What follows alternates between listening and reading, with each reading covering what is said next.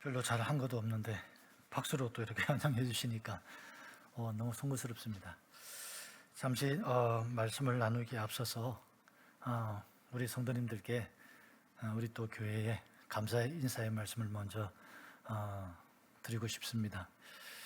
작년 10월에 저희 아내가 한국에 들어올 때 휠체어를 타고 들어와서 날마다 강한 진통제를 먹고 그렇게 지내왔는데 이제 약 한 10여 개월 정도 지나고 나니 휠체어도 벗게 됐고 또 진통제도 다 끊게 되고 이제 건강하게 이렇게 활동할 수 있는 정도로 이렇게 기력을 회복했습니다. 첫째는 크신 하나님의 은혜고, 두 번째는 저희들이 이렇게 아파하는 모습을 보면서 함께 뜨겁게 기도해 주시고 또 격려의 말씀해 주시고 또 치료하는 과정에 많은 비용이 듦에도 불구하고 그 물질적인 어려움을 겪지 않도록 성도님들이 그 살을 깎아서 또 저희들에게 물질로도 도와주셔서 성도님들이 베풀어 주신 그 크신 사랑을 아내가 입고 이렇게 빨리 몸이 회복된 줄 믿고 확신합니다.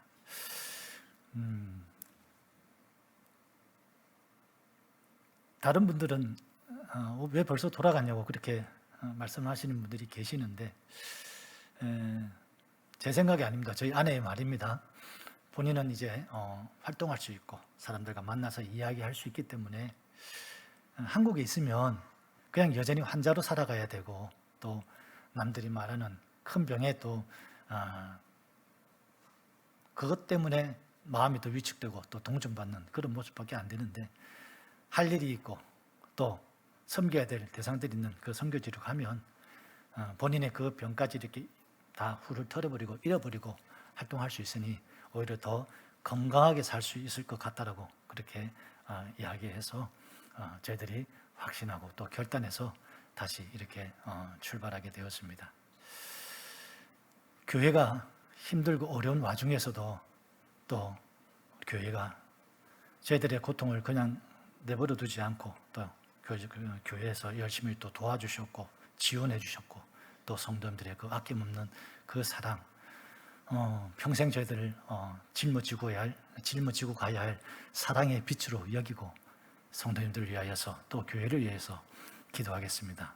지금까지 이렇게 크신 사랑 베풀어 주신 성도님들과 또 우리 김명환 담임 목사님 정말 감사드립니다. 네.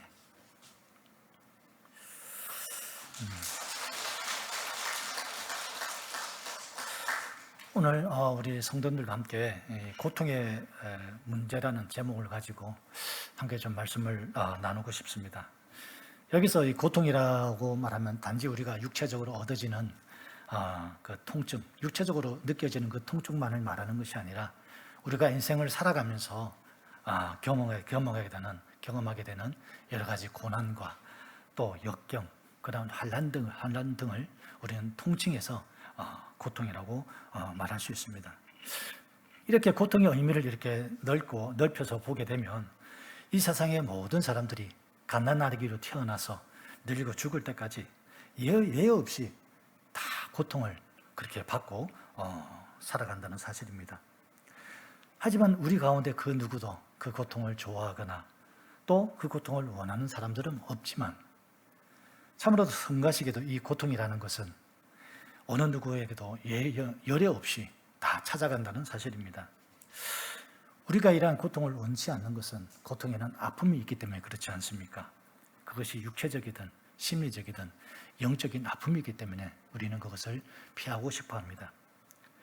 만일 인간이 당하는 이 고통을 우리 인간들이 취사선택하면서 살 수 있다면 아무도 그 고통을 원하거나 가지려고 하지 않을 것입니다.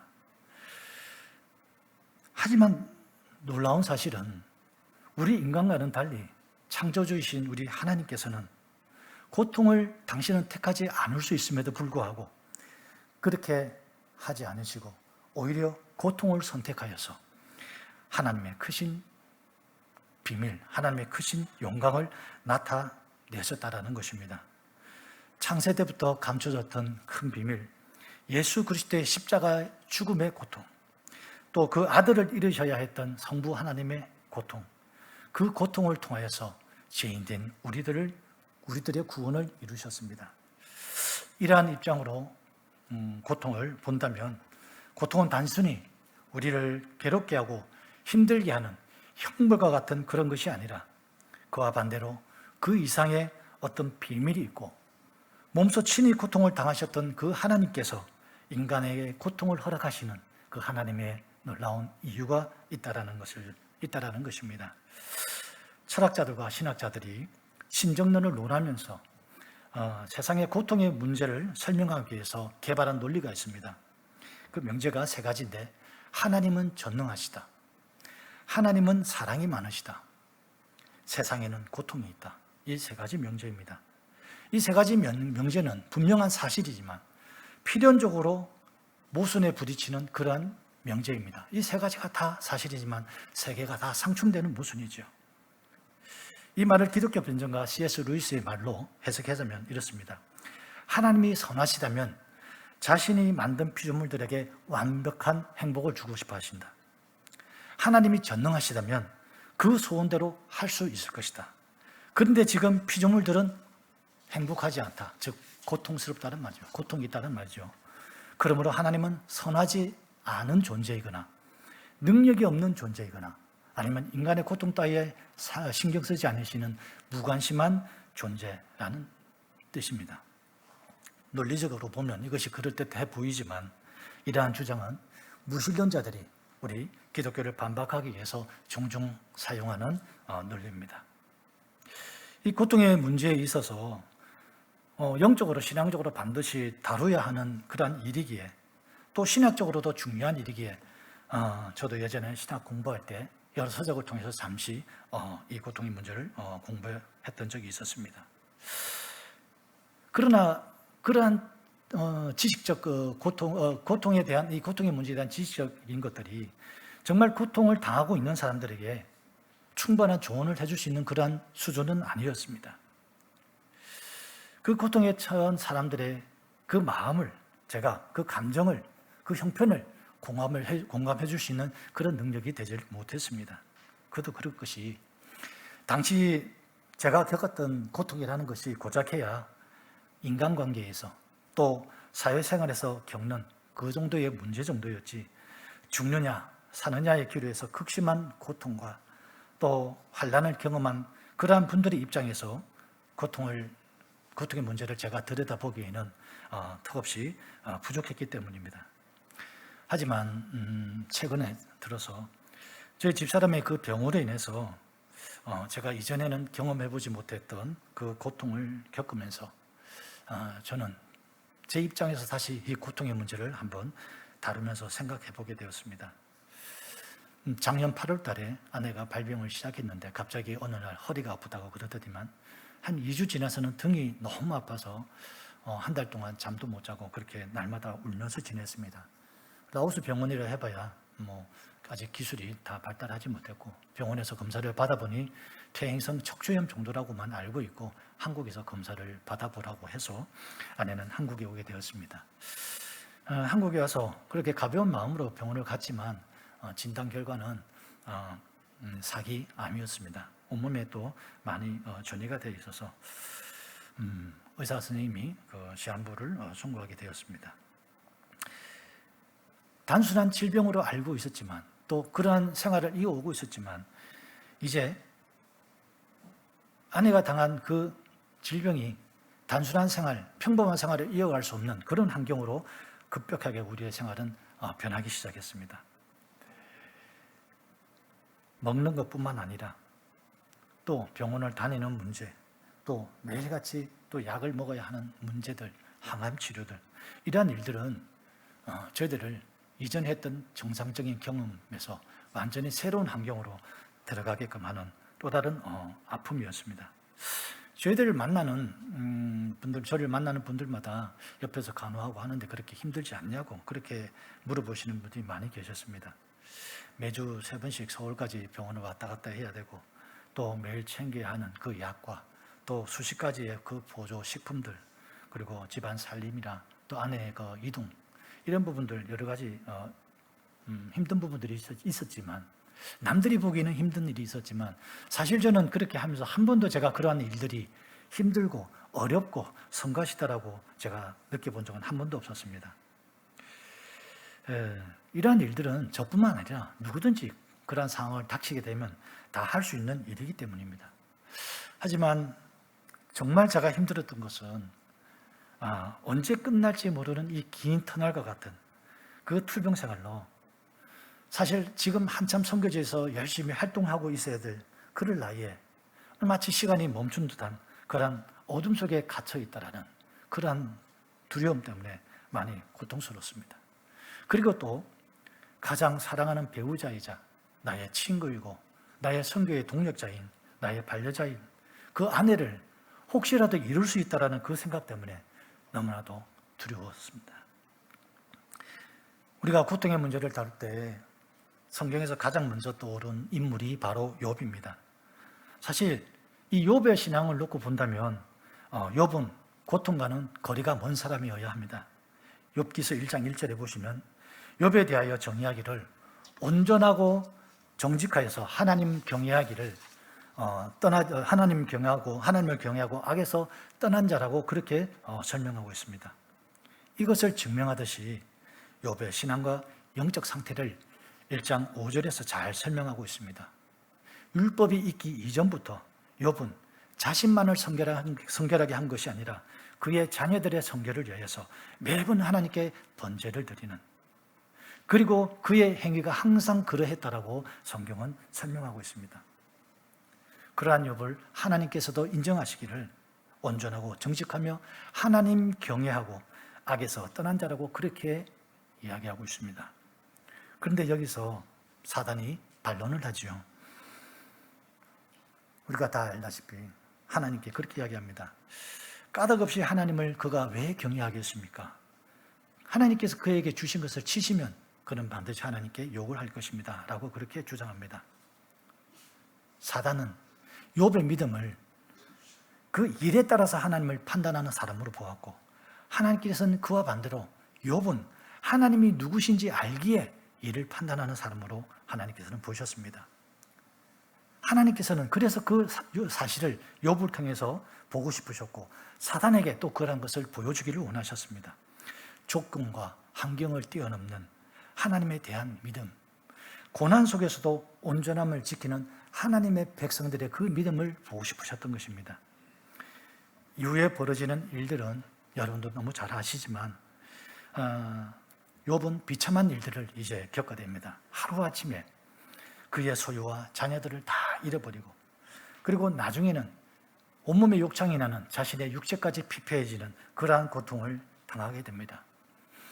성경에서는 이 일들이 불과 며칠 또는 몇 달 만에 이루어진 것처럼 그렇게 보여지지만 우리 신학자들이 파악하기로는 욥의 이 고난의 기간이 약 30년 정도였을 거라고 그렇게 주장하고 있습니다. 그렇게 기나긴 고통의 시간이었음에도 불구하고 욥은 믿음을 지켰고, 또 욥기서 1장부터 2장 10절에서 욥의 보기 좋은 욥의 승리로 이렇게 끝이 납니다. 그런 어떠한 상황 가운데서도 하나님을 욕하지 않고 또 하나님을 경외하며 자신의 신앙을 끝까지 지켰습니다. 이후로 사단의 반론은 더 이상 없었습니다. 그래서 이 욥의 이야기가 여기서 끝났으면 정말 좋았을 텐데 욥기서는 3장부터 37장까지 이 친구들의 방문으로 인하여서 지루한 친구들과의 논쟁이 이어지게 됩니다. 우리가 생각해 약 33장에 걸친 이 없어도 될 법한 이 지루한 논쟁에서 발견할 수 있는 것은 고통 가운데 있는 각자 인생들의 그 고통을 어떻게 생각하는 그 인식과 또 그 고통을 해석하는 점이 다 다르다는 것입니다. 1장과 2장은 고난 가운데 있는 하나님의 사람들의 그 자세를 보여주는 것이고, 또 그 이후의 장들은 고난을 해석하는 인생들의 모습을 보여주고 있는 것입니다. 욥을 문안하러 온 엘리바스, 빌닷, 소발 이 세 친구들은 욥의 고통에 대해서 크게 세 가지 쟁점으로 욥과 논쟁을 하고 있습니다. 첫 번째가 죄의 문제입니다. 친구들은 욥이 당하는 그 고통의 원인을, 그 고난의 원인을 그와 그의 자녀들의 죄악으로 인한 것이며, 그래서 하나님의 심판이 있었고 욥은 당연히 그 죄를 받아야, 그 벌을 받아야 된다라고 그렇게 주장하는 것이었습니다. 그리고 두 번째 친구들이 주장하는 것은 교만의 문제입니다. 욥이 하나님께 대해 하나님 앞에서 교만하였고 또 하나님에 대하여 불의하였기에 그에게 벌이 임했다라는 주장입니다. 그리고 세 번째로 회복의 문제입니다. 친구들은 하나님 앞에서 깨끗한 사람은 아무도 없지만 욥이 다시 하나님께로 돌아온다면 회복할 수 있다고 그렇게 이야기하고 있습니다. 이에 대해서 욥이 반론하기를 자신은 악인이 아니고 또 자신에게 무슨 일이 닥치든 나는 그대로 당하겠다라고 주장합니다. 그리고 하늘에 계신 나의 증인, 나의 대속자를 의지하리라 그렇게 말하면서 끝으로 자신의 무죄를 반론하고 싶지만 하나님을 볼 수가 없어서 고통스럽다면서 하나님이 자신을 단련하고 계시며 자신은 온전함을 버리지 않겠노라고 그렇게 주장합니다. 우리가 시험을 볼 때 정답을 맞추려면 먼저 그 문제를 잘 해석해야 합니다. 문제를 잘못 해석하게 되면 그에 따라 답도 틀리게 되지요. 이것은 신앙의 영역에서도 마찬가지입니다. 우리가 말씀을 보거나 들을 때에 그 말씀을 제대로 해석해야 우리의 영적인 문제를 진단하고 해결할 수 있습니다. 모든 영역에서도 마찬가지요. 기도를 또 우리가 전도를, 복음을 어떻게 해석하느냐에 따라서 완전히 다른 길로 가게 됩니다. 이 고통의 문제 역시 그렇습니다. 고통을 어떻게 해석하느냐에 따라서 그에 따른 그 당사자의 믿음과 처신이 달라지기 때문입니다. 이 논쟁에서 욥의 친구들은 고난을 해석하는 시각이 율법적이라는 것입니다. 결론을 가지고 원인을 추론하는, 즉 결과가 좋으니 원인이 좋고 결과가 나쁘니 원인도 나쁘다라는 식입니다. 세 친구의 주장대로 그 결과에 따른 그 원인이 욥 자신의 상황과는 전혀 부합되지 않아서 욥은 그것 때문에 괴로워하며 고통스러워하며 자신의 결박을 더 강하게 주장합니다. 자신은 죄가 없으며 악을 행하지 않았고 왜 이런 고난이 자신에게 닥쳤는지 모르겠고 하나님 앞에 자신의 무죄를 변론하고 싶다고 그렇게 주장합니다.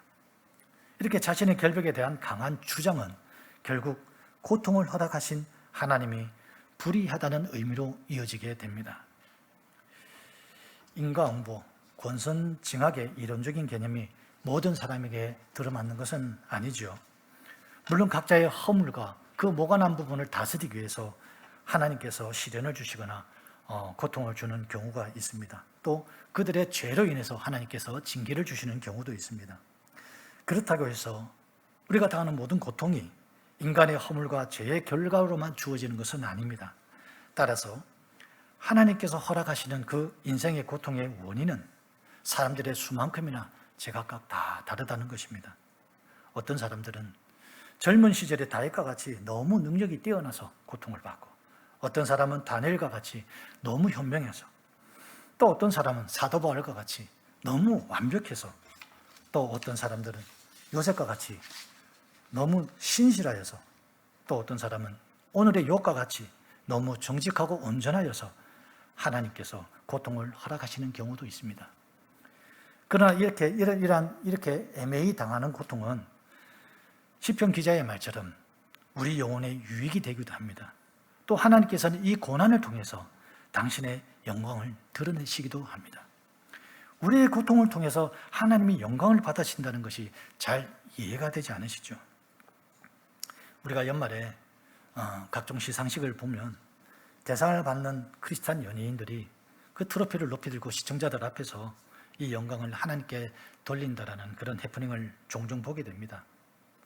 하나님께서 세상의 명예로 영광을 받으시겠습니까?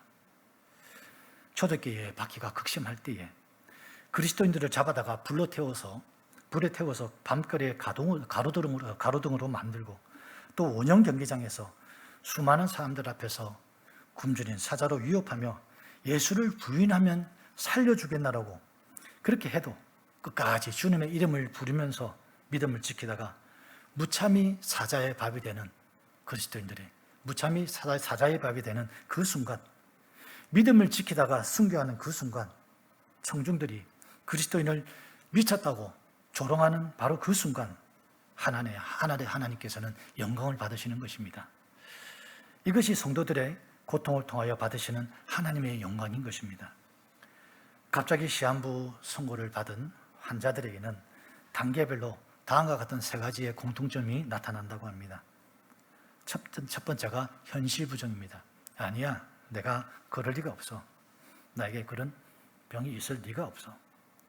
그래서 그 사실을 받아들이지 못한다고 합니다. 두 번째는 원망입니다. 하고 많은 사람들 놔두고 왜 하필이면 나에게 이런 일이 있나? 왜 나에게 이런 일이 닥쳤는가? 그렇게 원망하게 된다는 것입니다. 그리고 마지막 단계로 모든 것을 받아들이고 체념하며 자포자기하는 상태에 이른다고 하죠. 저 역시도 아내의 발병으로 인해서 저의 내면 가운데 이러한 혼란들이 있었습니다. 무엇 때문에? 왜 나에게, 왜 우리에게 이런 일이 생겼는가? 혹시 내가 사역을 열심히 못해서 그런가? 아니면 내가 어디가 많이 부족해서 그런가? 또 내가 하는 선교 사역들이 좀 뭔가 하나님 보시기에 부족한 점이 있었는가? 아니면 우리가 건강관리를 잘못해서 그런가? 그리고 왜 하필이면 나에게 이런 일이 당했는가? 나는 선교사고 해야 할 일이 많은데, 복음을 전해야 하는데, 그리고 나는 하나님의 사람인데, 또 아직 할 일이 많고 우리 자식들은 아직 어린데 왜 우리에게, 나에게 있는 일이 닥쳤는가? 그리고 마지막으로 현실 부정과 같은 그러한 생각에 사로잡혔습니다. 남들은 몰라도 우리 집사람만큼은 금방 나을 거야. 실제로 저는 3개월 만에 다 나을 줄 알았습니다. 하나님께서 특별히 아내를 보호하셔서 그렇게 빨리 치료될 거라고 확신하고 있었습니다. 마치 욥의 세 친구들이 욥에게 질문하고 반박하듯이 제 안에서 제 자신 스스로 질문하며 또 반박하며 그런 논쟁이 일어났습니다. 시원한 그 논쟁에 대한 시원한 결론과 또 해답을 또 찾고 또 그 끝지점이라도 알고 싶었지만 그럴수록 제 내면 속의 변론과 반박은 더 치열해져만 갔습니다. 더 혼란스러웠지요. 결국에는 극심한 불면증에 걸리고 또 우울증과 같은 마음의 고통이 찾아왔습니다. 그래서 그때 찾아보게 된 말씀이 욥기서였습니다. 욥기서 말씀 안에서 하나님께서 욥에게 무엇을 원하셨고 욥은 고통의 시기를 어떠한 마음으로 보냈고 자신이 당한 고통을 또한 어떻게 바라보았는지를 묵상하면서 그렇다면 나는 어떻게 이 상황을 바라보고 또 반응하고 또 이 고통의 시기를 극복해야 되는지를 그 해답을 찾게 되었습니다. 그 첫 번째가 오늘 말씀드린 대로 하나님께서 욥을 통하여서 보시고자 하였던 바로 그것은 조건과 상황을 뛰어넘는 온전한 믿음이었습니다. 하나님이 누구신지 알기에 또 일과 상황을 판단하는 온전한 믿음. 하나님께서는 이러한 온전한 믿음을 하나님을 피조물을 폄하하고 하나님을 대적하는 사단에게 보여주고 싶으셨던 것입니다. 사랑하는 성도 여러분, 신앙이라는 것이 무엇입니까? 신앙이라는 것은 자기 자신을 바라보지 않고 어떠한 상황 가운데서도 주님만을 바라보는 것입니다. 욥은 고통에 처했을 때 자신의 고통만을 바라보지 않았습니다. 그래서 그것을 없애달라고 하나님께 구하지 않았습니다. 그는 자신의 고통을 보는 대신에 그 고통을 허락하신 하나님을 바라보았습니다.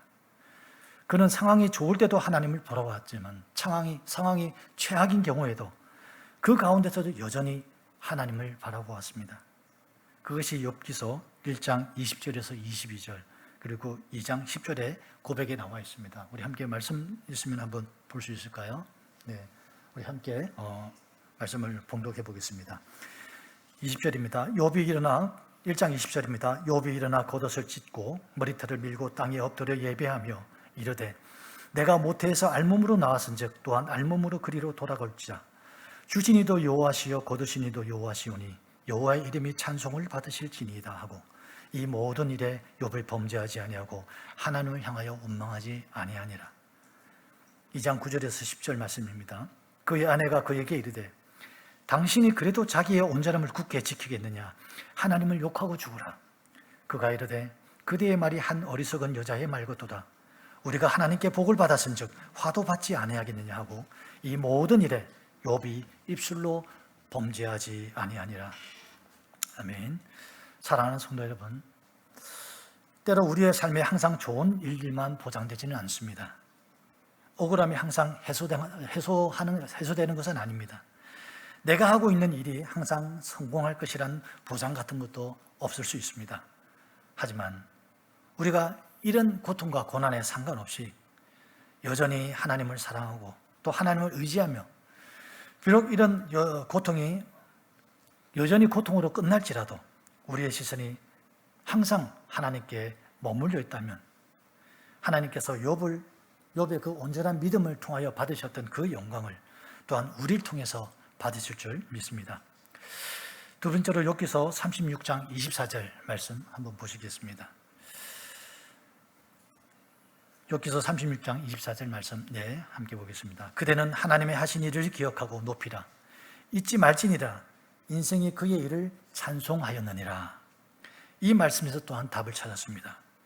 이 말은 나중에 욥을 방문한 엘리우라는 사람이 욥과 세 친구들의 답답한 그 논쟁을 바로 잡으면서 욥에게 권했던 말씀입니다. 엘리우의 그 이름의 뜻은 그는 나의 하나님이라는 뜻입니다. 그는 그 이름처럼 하나님의 입장에서 욥과 세 친구들에게 반론했는데 이후에 하나님께서 엘리우에 대한 다른 말씀이 없으신 것으로 보아서 그는 진리의 편에서 말했던 사람이라고 볼 수 있습니다. 지금까지 하나님께서 저와 저희 가정에 베푸신 기적과 감사의 일들을 말씀드린다면 셀 수 없이 많은데 저는 그 하나님의 그 은혜의 순간, 그 감사의 순간을 모두 다 잊어버렸습니다. 그 짧은 이 고통의 순간에 저는 그 고통 때문에 그 고통만을 바라보면서 허덕이면서 날마다 괴로워했습니다. 그런데 이 말씀이 저에게 큰 울림을 가져다 주었습니다. 우리는 언제 하나님을 찬양하며 찬송할 수 있습니까? 혹시 기쁘고 좋은 일이 있을 때는 절로 찬송이 나오는데 반대로 환난과 고통 중에는 불평의 곡소리가 나오지는 않습니까? 그리스도인들은 환난과 어려움 중에서도 여전히 찬양할 수 있는 사람들입니다. 바울과 실라는 흠씬 두들겨 먹고 감옥에 갇힌 채로 하나님께 찬양을 올렸고 다윗은 자신의 목숨을 노리는 그 대적들에게 쫓기는 상황에서도 여전히 하나님을 찬양하였습니다. 왜 그렇습니까? 비록 현실은 고통과 환난 가운데 있을지라도 지금까지 우리에게 베푸신 하나님께서 우리에게 행하신 일들을 기억하면서 그 하나님이 여전히 우리를 지킬 것이라는 소망이 있기 때문에 우리는 고통 가운데서도 찬양할 수 있는 것입니다. 그래서 하나님께서 행하신 일들을 기억하는 성도들에게는 서두에 언급했던 고통의 문제에 대한 그 모순된 명제가 더 이상 우리에게는 모순이 되질 못합니다. 만약 하나님께서 선한 분이시라면, 만약 하나님께서 약속을 지키시는 분이시라면, 만약 하나님께서 나를 사랑하시는 분이시라면, 그래서 나를 구원하셨다면 그 다음 내 삶에 행하시는 하나님의 모든 일들은 의심할 여지 없이 바로 또한 나를 위한 것이라는 사실입니다. 그래서 비록 내가 원치 않는 고통일지라도 그것이 나의 유익이 되고 결국에는 그 고통에 대해서 우리는 하나님께 찬양을 할 수 있게 된다는 사실입니다. 그리고 세 번째로 하나님께 대한 욥의 고백입니다. 하나님께서는 38장에서 41장에 이르기까지 욥에게 하나님의 그 창조의 신비를 말씀해 주시면서 그 창조의 신비를 나타내시면서 세 가지로 묻습니다. 내가 아느냐? 내가 어디 있었느냐? 내가 할 수 있느냐? 이렇게 욥에게 질문하십니다. 결국 욥은 이 말씀 끝에 무지한 말로 이치를 가린 자신의 그 어리석음을 알고 하나님 앞에 회개하게 됩니다. 우리는 하나님, 하고 많은 방법 중에 왜 하필이면 고통입니까? 라고 물을 수 있습니다. 하지만 우리가 어떻게 모든 것의 끝까지를 보시는 그 하나님의 지혜를 따라잡을 수 있겠습니까? 당장 몇 년 앞도 내다보지 못해서 후회할 일들을 우리는 벌릴 때가 있고, 또 반대로 두려움 속에 행했지만 지나고 나보니 또 잘 되는 그런 경우도 있는 것이 우리의 인생인데, 이 신앙생활 전체의 신비가 들어있는 고난의 신비, 인생에 고통이 있는 그 이유라는 것의 대답을 우리가 어떻게 단번에 알 수 있겠습니까? 하지만 우리가 위로받을 수 있는 것은 소대에 말씀드린 대로 창조주이신 하나님조차도 당신의 가장 크신 뜻을 이루기 위해서 고통을 사용하셨다는 것입니다. 아들을 잃으신 성부 하나님의 그 고통과 십자가에서 버림받으셨던 성자 하나님의 고통을 생각한다면, 그리고 그 놀라운 비밀을 우리가 깨달았다면, 그저 우리가 인생에서 당하는 고통의 문제로 주님 앞에서 섣불리 이치를 가리는 어리석은 행동은 하지 않을 것입니다. 하나님의 전능 앞에서 무지하고 무능한 제가 당시 취할 수 있는 유일한 것은 오늘 본문의 욥의 말씀처럼 입을 다물고 그동안의 내면에서 내 마음대로 생각했던 교만과 그 불평의 죄를 회개하고 그저 잠잠히 이 시간을 순종하며 기다리는 것뿐이었습니다. 라오스에 해결해야 될 일이 있어서 잠시 들어갔다 나오려고 티켓팅을 한 상태였습니다. 불과 2개월 전이죠. 7월 5일이었습니다. 그렇게 라오스를 들어가기로 마음을 먹고 기다리는 중에 3일 전에 갑작스러운 복통으로 제가 명장염 수술을 하게 되었습니다. 모든 계획이 무산되었지요. 그럼에도 감사했던 것은 복통으로 정말 제가 꼼짝도 할 수 없고 또 아무것도 할 수 없이 그냥 병원에만 누워 있어야만 그 무능한 시간들이 어쩜 그렇게 저에게 평안이 찾아오고 또 머릿속이 그렇게 맑을 수가 없었습니다. 그 순간만큼은 제가 할 수 있는 것이 아무것도 없었음에도 불구하고 아내를 챙기는 일이라든지 또 라오스에서 해야 할 그 일들이라든지 처리해야 할 일들이라든지 또 집안일, 이런 일들을 제가 아무것도 할 수 없음에도 불구하고 이 모든 것의 염려로부터 제가 잠잠해지고 또 무력하게 기다릴 수밖에 없었던 그 시간들이 이상하게 편안하고 그렇게 평안했습니다. 정말 몇 년 만에 그렇게 깊은 단잠을 잤는지 모를 정도로 편안했습니다.